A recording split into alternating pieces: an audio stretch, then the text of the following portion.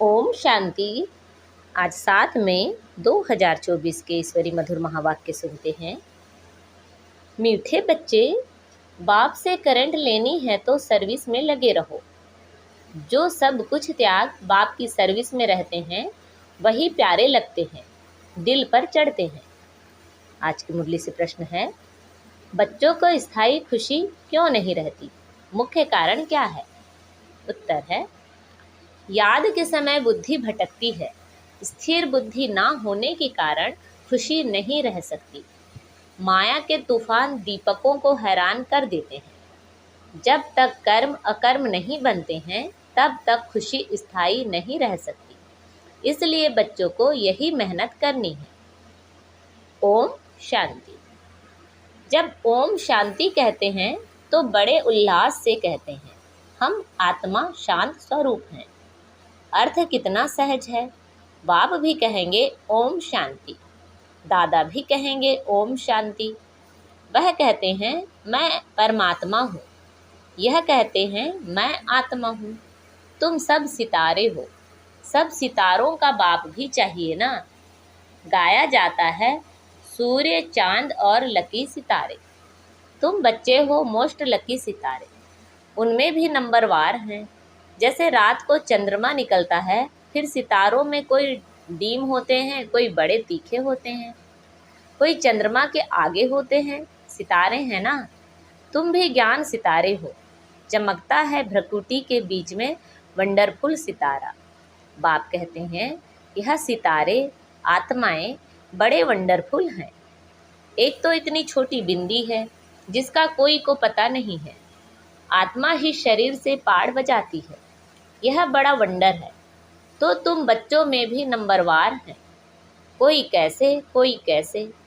बाप उनको बैठ याद करते हैं जो सितारे अच्छे चमकते हैं, जो बहुत सर्विस करते हैं। उनको करंट मिलती जाती है, तुम्हारी बैटरी भरती जाती है। तमो प्रधान से सतो प्रधान बनने के लिए सर्च लाइट मिलती है, नंबरवार पुरुषार्थ अनुसार। बाप कहते हैं मेरे जो अर्थ सब कुछ त्याग सर्विस में लगे रहते हैं वह बहुत प्यारे लगते हैं, दिल पर भी चढ़ते हैं। बाप दिल लेने वाला है ना। दिल वाला मंदिर भी है। अब दिल वाला या दिल लेने वाला मंदिर, किसकी दिल लेने वाला? तुमने देखा है ना, प्रजापिता ब्रह्मा बैठा है, जरूर उनमें शिव बाबा की प्रवेशता है। और फिर तुम देखते भी हो ऊपर में स्वर्ग की स्थापना भी है, नीचे बच्चे तपस्या में बैठे हैं। यह तो छोटा मॉडल रूप में बनाया हुआ है। तो जो बहुत अच्छी सर्विस करते हैं, बहुत मददगार हैं, महारथी, घोड़े सवार, प्यादे हैं ना, यह मंदिर यादगार बहुत अच्छा एक्यूरेट बना हुआ है। तुम कहेंगे यह अब हमारा ही यादगार है। अभी तुमको रोशनी मिली है और कोई को भी ज्ञान का तीसरा नेत्र नहीं है। भक्ति मार्ग में तो जो मनुष्यों को सुनाते हैं, सत सत करते जाते हैं, वास्तव में है झूठ, उसको सत समझते हैं। अब बाप जो ट्रूथ है वह बैठकर तुमको ट्रूथ सुनाते हैं, जिससे तुम विश्व के मालिक बनते हो। बाप तो कुछ भी मेहनत नहीं कराते हैं, सारे झाड़ का राज तुम्हारी बुद्धि में बैठ गया है। तुमको समझाते तो बहुत सहज हैं, परंतु टाइम क्यों लगता है? नॉलेज व वर्षा लेने में टाइम नहीं लगता, टाइम लगता है पवित्र बनने में। मुख्य है याद की यात्रा। यहाँ तुम आते हो तो यहाँ अटेंशन जास्ती होता है याद की यात्रा में। घर में जाने से इतना नहीं रहता। यहाँ सब नंबरवार हैं। कोई तो यहाँ बैठे होंगे, बुद्धि में यही नशा होगा, हम बच्चे वह बाप है, बेहद का बाप और हम बच्चे बैठे हैं। तुम बच्चे जानते हो बाप इस शरीर में आया हुआ है, दिव्य दृष्टि दे रहे हैं, सर्विस कर रहे हैं। तो उस एक को ही याद करना चाहिए और कोई तरफ बुद्धि जानी नहीं चाहिए। संदेशी पूरी रिपोर्ट दे सकती है। किसी की बुद्धि बाहर भटकती है, कौन क्या करते हैं, किसी को छुटका आता है, सब बता सकती है। जो सितारे अच्छे सर्विसेबल हैं उन्हों को ही देखता रहता हूँ। बाप का लव है ना। स्थापना में मदद करते हैं। हूबहू कल्प पहले मिसल यह राजधानी स्थापन हो रही है, अनेक बार हुई है। यह तो ड्रामा का चक्र चलता रहता है, इसमें फिक्र की कोई बात नहीं रहती। बाबा के साथ है ना, तो संघ का रंग लगता है, फिक्र कम होती जाती है। यह तो ड्रामा बना हुआ है। बाप बच्चों के लिए स्वर्ग की राजधानी ले आए हैं। सिर्फ कहते हैं, मीठे मीठे बच्चों, पतित से पावन बनने के लिए बाप को याद करो। अब जाना है स्वीट होम, जिसके लिए ही तुम भक्ति मार्ग में माथा मारते हो, परंतु एक भी जा नहीं सकते। अब बाप को याद करते रहो और स्वदर्शन चक्र फिराते रहो। अल्प और बे, बाप को याद करो और 84 का चक्र फिराओ। आत्मा को 84 के चक्र का ज्ञान हुआ है। रचयिता और रचना के आदि मध्य अंत को कोई भी नहीं जानते हैं। तुम जानते हो, सो भी नंबरवार पुरुषार्थ अनुसार। सुबह को उठकर तुम बुद्धि में यही रखो, अब हमने 84 का चक्र पूरा किया है, अब वापस जाना है, इसलिए अब बाप को याद करना है, तो तुम चक्रवर्ती बनेंगे।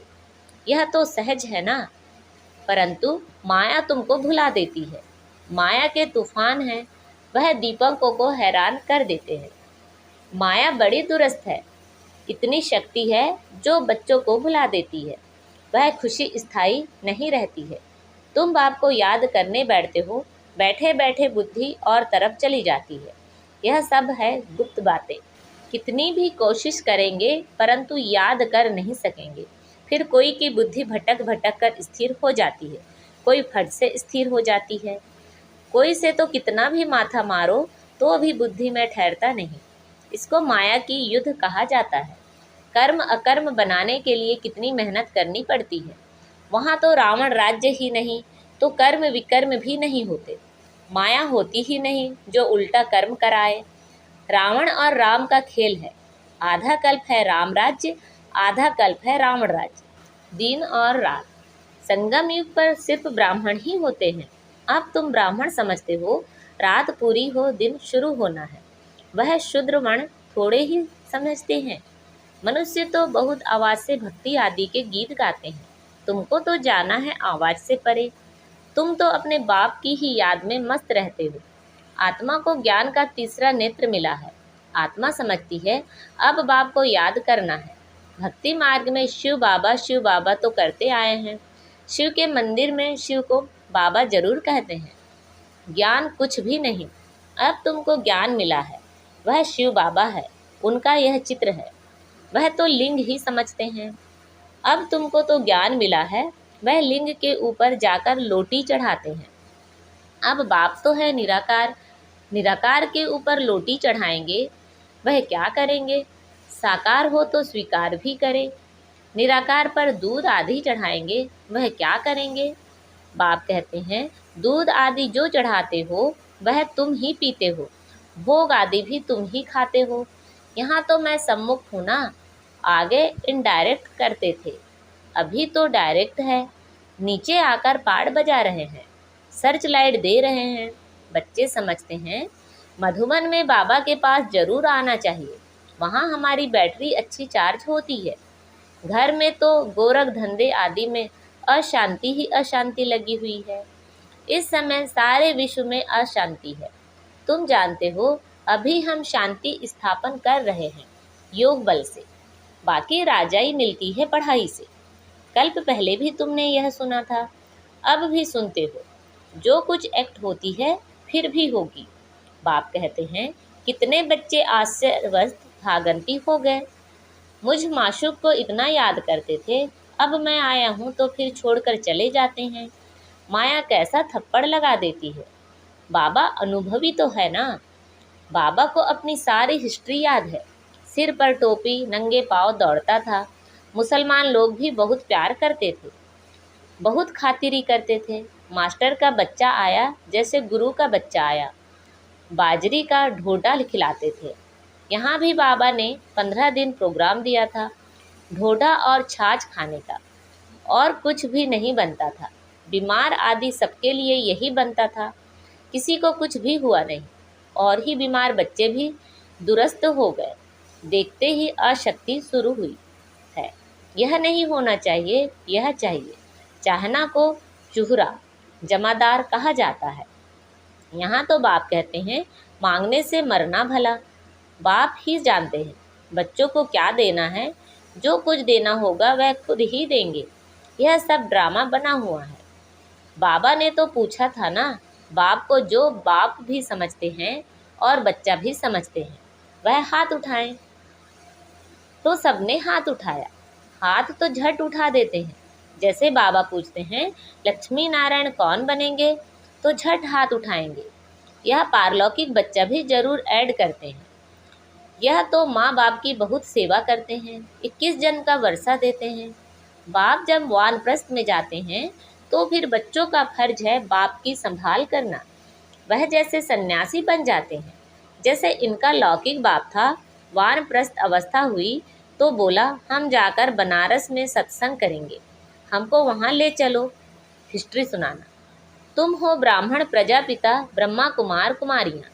प्रजापिता ब्रह्मा है, ग्रेट ग्रेट ग्रैंड फादर। सबसे पहला पत्ता है मनुष्य सृष्टि का। इनको ज्ञान सागर नहीं कहा जाता। ना ब्रह्मा विष्णु शंकर ही ज्ञान के सागर हैं। शिव बाबा वह है बेहद का बाप, तो उनसे वर्षा मिलना चाहिए ना। वह निराकार परम पिता परम आत्मा कब कैसे आया, उनकी जयंती मनाते हैं। यह कोई को पता नहीं। यह तो गर्भ में नहीं आते हैं। समझाते हैं मैं इनमें प्रवेश करता हूँ बहुत जन्मों के अंत में, वानप्रस्थ अवस्था में। मनुष्य जब संन्यास करते हैं तो उनकी वानप्रस्थ अवस्था कही जाती है। तो अब बाप तुमको कहते हैं बच्चे, तुमने पूरे 84 जन्म लिए। यह है बहुत जन्मों के अंत का जन्म। हिसाब तो जानते हो ना। तो मैं इनमें प्रवेश करता हूँ, कहाँ आकर बैठता हूँ। इनकी आत्मा जहाँ बैठती है उनके बाजू में आकर बैठता हूँ। जैसे गुरु लोग अपने शिष्य को बाजू में गद्दी पर बिठाते हैं, इनका भी स्थान यहाँ है, मेरा भी यहाँ है। कहता हूँ हे आत्माओं, माँ में कम याद करो तो पाप विनाश हो जाएंगे। मनुष्य से देवता बनना है ना। यह है राजयोग। नई दुनिया के लिए जरूर राजयोग चाहिए। बाप कहते हैं मैं आया हूँ आदि सनातन देवी देवता धर्म का फाउंडेशन लगाने। गुरु लोग अनेक हैं, सदगुरु एक है। वही सत्य है, बाकी तो सब झूठ है। तुम जानते हो, एक है रुद्रमाला, दूसरी है वैजंती माला विष्णु की। उसके लिए तुम पुरुषार्थ करते हो।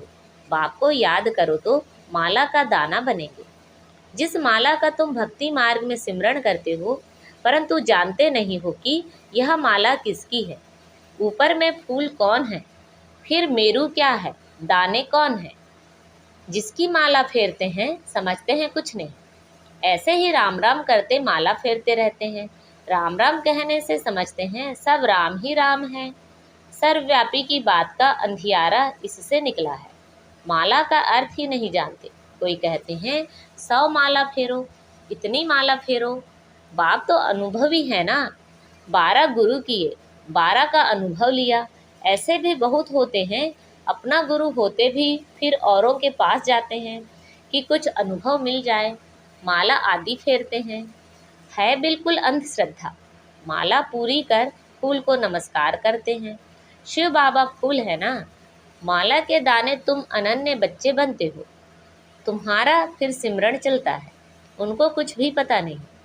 वह तो कोई राम कहते, कोई श्री कृष्ण को याद करते, अर्थ कुछ भी नहीं।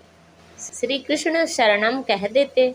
अब वह तो सतयुग का प्रिंस था, उनकी शरण कैसे लेंगे। शरण तो बाप की ली जाती है। तुम ही पूज्य फिर पुजारी बनते हो। 84 जन्म ले पतित बने हो तो शिव बाबा को कहते हैं हे फूल, हमको भी आप समान बनाओ।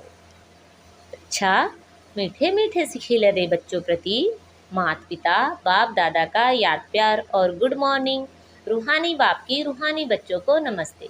हम सब रूहानी बच्चों की रूहानी माता पिता बाप दादा को याद प्यार गुड मॉर्निंग और नमस्ते।